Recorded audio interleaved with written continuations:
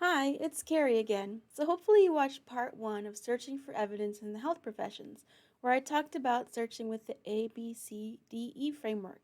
And now we're going to do it live. So we're going to assess our topic, our scope, our goals, brainstorm search terms, choose databases or resources to search, document our searches, and evaluate the evidence. So let's come up with a topic for today. And let's say we're interested in finding out more about dyslexia in school-aged children who have been diagnosed with attention deficit disorder with hyperactivity. I'm going to just save myself some typing and call it ADDH. Now, if we were using a question development framework like I mentioned in the first video, we might choose COCO-POP.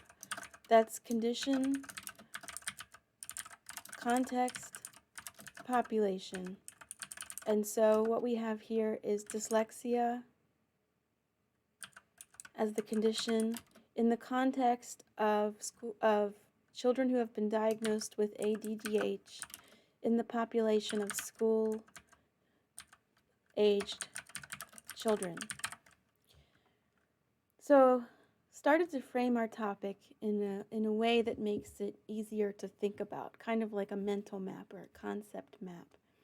So let's take the last bullet point and put it in the next section because now we're going to brainstorm our search terms. So there are lots of different ways to talk about dyslexia, a couple of different ways to name ADDH, and a couple of different ways to name school-aged children. So let's start to make a list. We have dyslexia. It might also be called dyslexias. It might be called dyslexic or dyslexics. And actually, if you notice, these words are the same up into the I. So let me teach you a trick and save us some typing. If we put an asterisk there, which is Shift 8, then we're telling the database to find variations on that ending, and that's going to work for every database we use today. Works for most databases. So dyslexia with an asterisk will return dyslexia, dyslexias, dyslexic, dyslexics, and other variations that maybe I haven't thought of. I think it's sometimes called alexia, and we can do the same thing here. And I think it's sometimes called word blindness, maybe in an older context, and that's a phrase, so I'm going to put that in quotes. We put phrases in quotes because we want them to be searched as a phrase. These words together in this order. If we didn't put quotes around it, we'd find word somewhere and blindness somewhere else, and it wouldn't be a very good search. It wouldn't make a lot of sense. Okay, for ADDH, it is also sometimes called ADHD. It is sometimes called attention deficit disorder. Oh, and that's a phrase. Let's put that in quotes. And guess what? We can use that asterisk sign within a quote. So we're going to get attention deficit disorder and attention deficit disorders. And we might get attention deficit hyperactivity disorder. Asterisk, close quote. So we're going to find the singulars and the plurals for those terms. Now, school-aged children, let's break that up. So school-aged would describe that population. Children might also be called child, might also be called childhood. We might be talking about student or students, youth, young. So we're brainstorming. We might go out and perform our first search and find that we forgot an important word, and we can come back and change the search. So this is just our first search, a preliminary search. Now we're going to apply and or.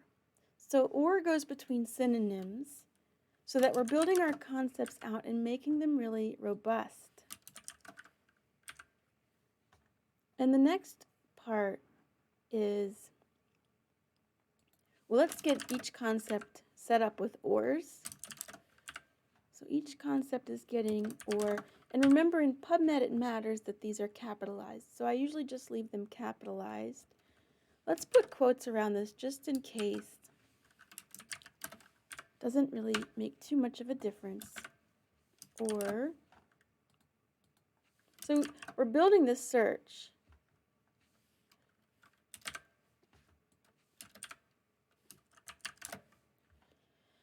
Great, so we have a couple of different terms for dyslexia, a couple of different terms for ADDH, and a couple of different terms to describe our population of school-age children. Now the last thing is that, well, second to last thing is that these need to be nested within parentheses because we want the database to read it in a logical way. So we're saying open parenthesis, close parenthesis. We're saying, okay, database, give us literature that has one of these words, any of them. Oops, I need a space. Any of these words, and any of these words. And if you can guess what's missing, it's just the very last step, which is and. So here's a search that will work in any database. It's going to work in PubMed. It's going to work in a couple others that we're looking at today. It could even work in Google Scholar, which isn't a database, but a search platform. So here's a pretty good search for you. Now, the next step is to choose which sources we want to search. And I just mentioned a couple. So let's say we wanted to look at Cook OneSearch. That's going to be very broad. So let's get something a little more specialized. Let's look in PubMed from the U.S. National Library of Medicine. And let's look in ERIC. That's from the Department of Education. And it's got information and literature about education, both K through 12 and higher ed. So this will make sense because we're looking at school-aged children. So now the next step is to take our search, copy it, Control C. I'm going to pop it down into our document section. We're documenting our searches. And here we're going to capture things like which databases we searched, how many results we got, what filters we applied, and what date they were searched, because new content gets added on a regular basis. So we want to know how we found what we found, and we want to know that if we ever come back to this topic, we can do it again. It's reproducible. So now let's go to Cook OneSearch, Cook Library. We'll start, I was doing some other searching earlier. We'll start on the library homepage. Here's Cook OneSearch. Now I've copied that whole search string into my clipboard, so I'm just going to paste it, Control V, and click on the magnifying glass, and we'll see our results in a moment.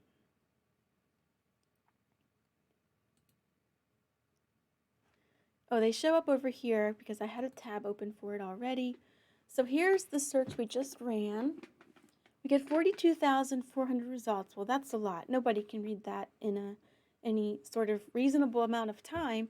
So the first couple filters you're going to apply are peer-reviewed over here on the left.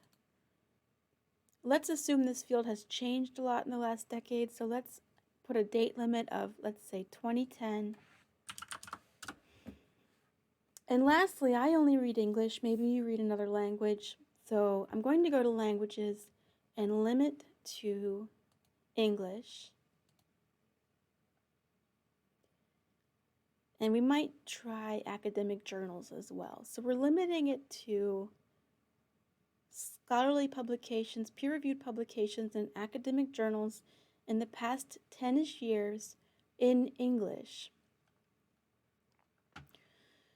So let's just take a look at one. See if I can get into it.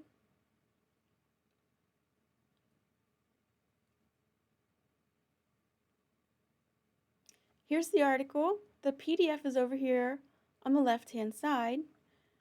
This is some of the data about the article, the abstract. And on the right-hand side, the option to cite, save, email. So there's a couple things you can explore there.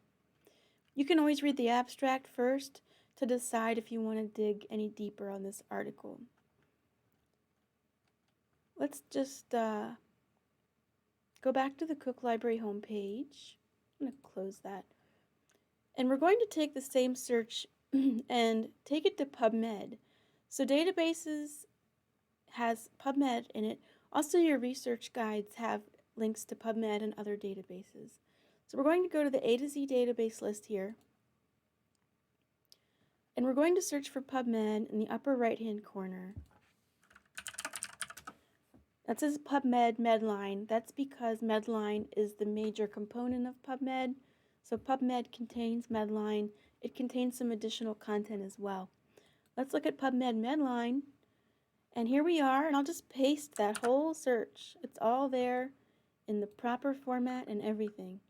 I'll click search, and we get 725 results. So let's look at number 5 is a randomized placebo-controlled trial. So let's hope that that would be a high level of evidence. It's a randomized controlled trial. Let's click on it. And here we have a structured abstract, which is what we're searching when we search in most databases. We're not searching the full text, we're searching what you see here in the record, which is usually or sometimes the abstract, and then some of this data that you see below. So they do have subject headings assigned.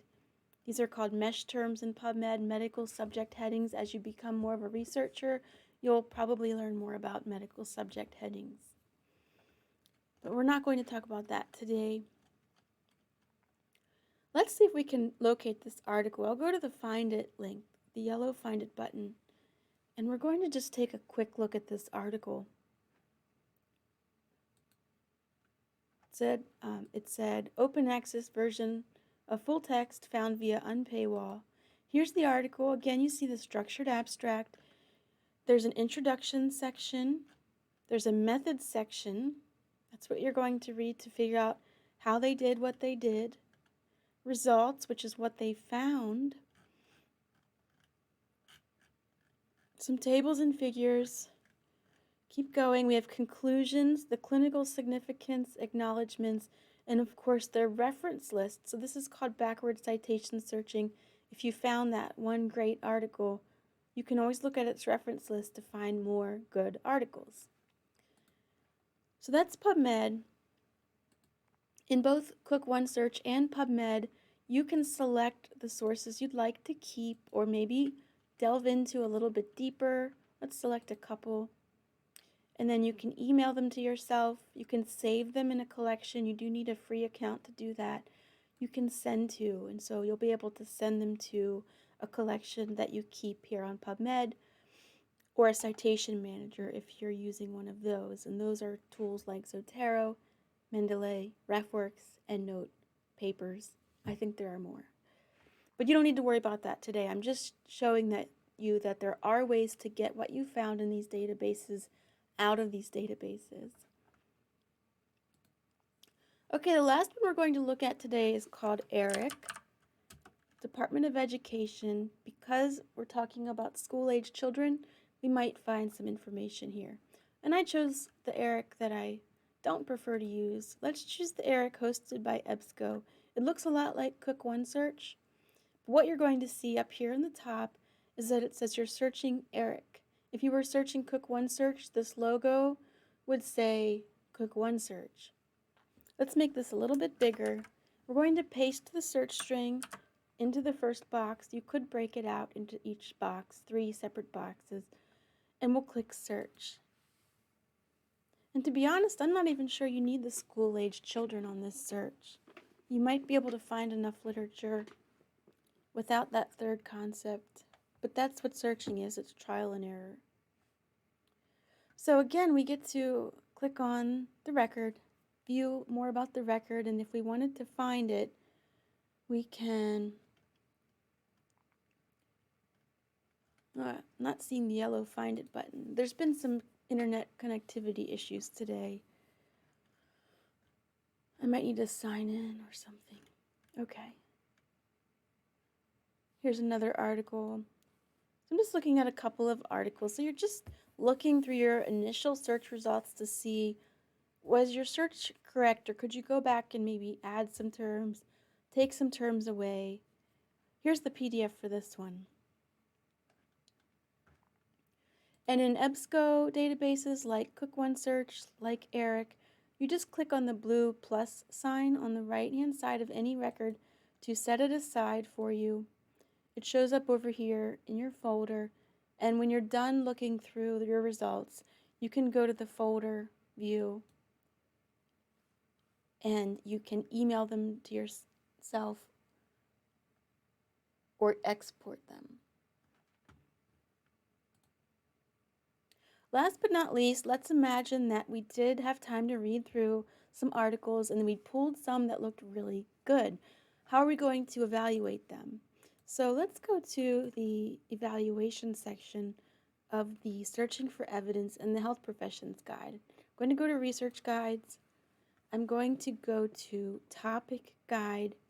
I'm going to scroll down to Searching for Evidence in the Health Professions, and I'm going to go to the step called Evaluate the Evidence. Now, let's scroll down a bit.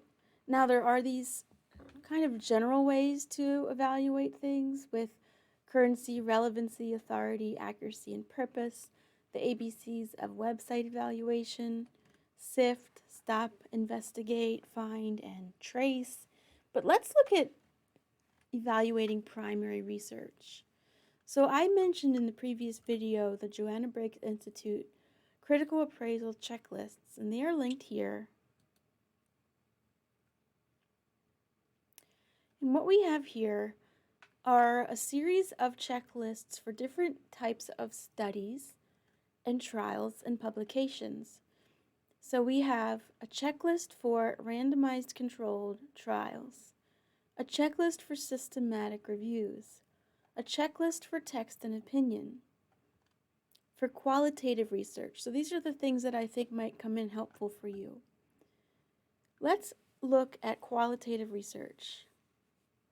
I'm going to scroll down past this first and second page, take a look at the third page. So let's say you found an article that contained qualitative research. This is going to ask you a series of about 10 questions, and you get to answer yes, no, unclear, or not applicable, and based on that, decide whether it was done well and deserves to be cited in your paper or not. Unfortunately, not everything that gets published is done well. Let's look at text and opinion. That's not too far off from the CRAP test that we mentioned earlier. So here we have, is the source of the opinion clearly identified? Does the source of the opinion have standing in the field of expertise? Is there reference to the existing literature?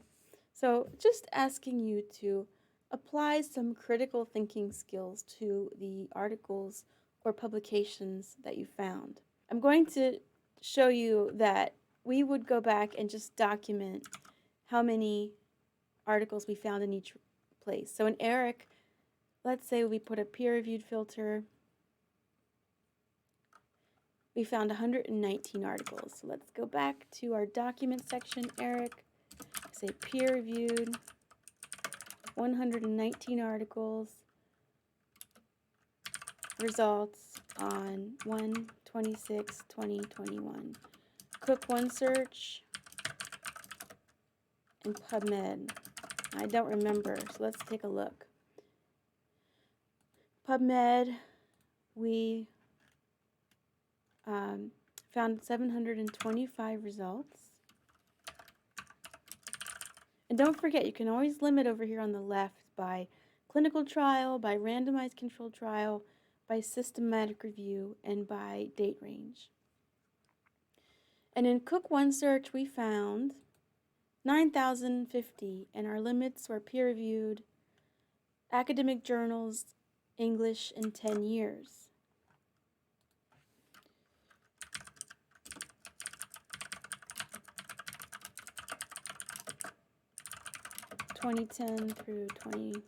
We're in January 2021 right now, and that was 9,050 results. So there we documented our search. We know how we found what we found. It's reproducible. We can do it again. We can collaborate with others. And then the next step, like I just mentioned, is to evaluate what you found and make sure that it is of good quality. Thank you for watching. Encourage you to reach out with any questions or concerns, and happy researching.